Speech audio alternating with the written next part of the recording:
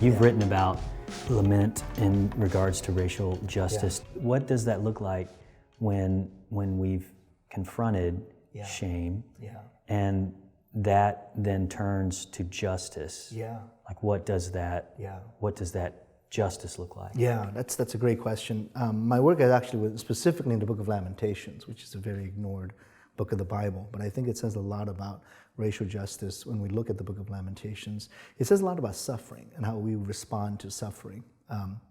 In the book of Lamentations, one of the most powerful situations is that the person who put the book together, possibly Jeremiah, is not the primary voice. The primary voices heard in the book of Lamentations are the ones that have suffered the most, mainly the widows, the orphans, the lame, the sick, the blind. They suffered the most when Jerusalem fell. The able-bodied men were taken away. It was the women, the children, the widows, the orphans. They were the ones that actually endured the brunt of the suffering. And it's their voice that comes out powerfully and beautifully. So that's one of my concerns, is sometimes when we talk about issues of race, we want to speak on behalf of others, when actually maybe our goal is to let the voices speak up for themselves.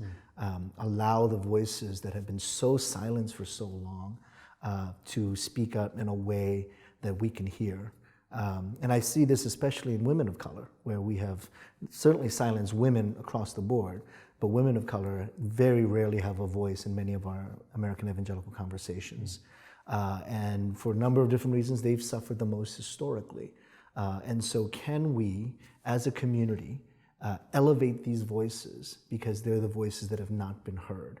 And if we're going to enter into a deep communal lament, it can't be just one person speaking for everybody, or the person of privilege speaking for the underprivileged. Lamentations really reveals to us it's actually the most disenfranchised, the most marginalized, the most suffering.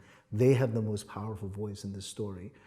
So that's where I really challenge a lot about not just having friends cross-culturally, which is great, it's wonderful, but to really have non-white mentors in your life. I ask questions like, what books have you read? The last 10 books have you read? Who are the authors? Most people respond, not all, but most people respond. The last 10 books I read were by 10 white male authors. Well, that's showing to me that you're not hearing the other voices. You're not hearing the voices that are out there that are speaking about these issues. And you're, in fact, understanding racial conversations only through the lens of the dominant culture. So I think lament really calls us as a community to hear the most marginalized voices, and that we bring them to the center of our conversation, instead of saying, here's what I think they think, but to actually ask those voices to speak out to us and speak to us.